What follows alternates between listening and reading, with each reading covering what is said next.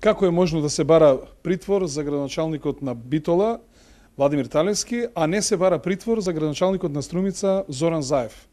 Градоначалникот на Битола е обвинет врз основа на муабети рекла казала за превоз кој што не го вршел тој, ниту пак бројал деца, ниту пак фактурирал, примал фактури, туку само го вршел плаќањето, за разлика од господинот Зоран Заев, кој што е обезбеден со посебни истражни мерки, значи со закон утврдени, каде што тој бара 200.000 евра подкуп, каде што господинот Заев ја објаснува целата технологија на зимање на мито, каде што ги наведува лицата од кои што претходно веќе фирмите кои што дале мито и каде што го наведува дури крајниот корисник, односно благајната каде што треба се испорачаат парите, тоа е менувачницата на неговиот брат Вице. Се поставува прашање, главниот проблем во оваа држава ли е Владимир Талевски, градоначалникот на Битола?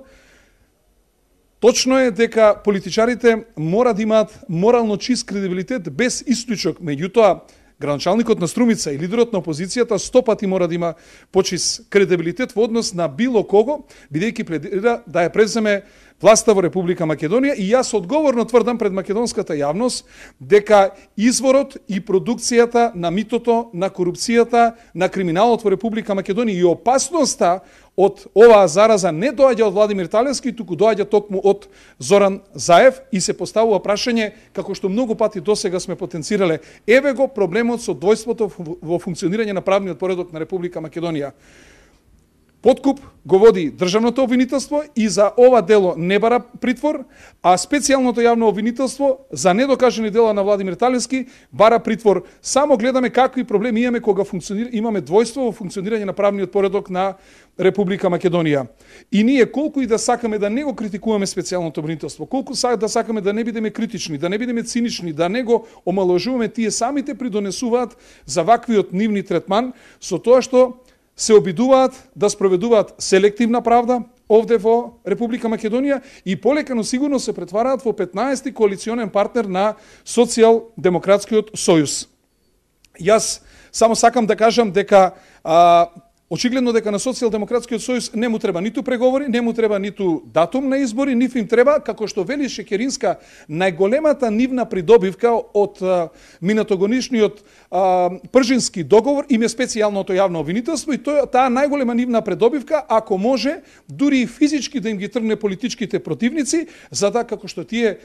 очигледно сакаат, евентуално да можат да дојдат на власт, што е апсолутно недозволиво и што целиот овој процес навистина го валка, го руши кредибилитетот на целиот процес, и затоа граѓанската опција за Македонија уште еднаш ги повикува правосудните органи да судат и да се однесуваат согласно законските прописи. Секој криминал мора да биде гонет и третиран на исти начин, исклучоци не смее да има на никого, затоа што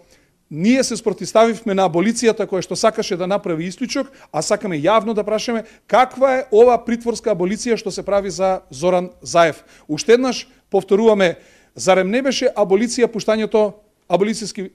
притвор на господинот Верушевски? Ние сметаме дека не може да има двојство во функционирање на правниот поредок и не може да има селективна примена на правда која се користи во политички цели овде во Република Македонија, и дека главниот извор на злото во Република Македонија не е Владимир Талевски, туку е некој друг во Република Македонија.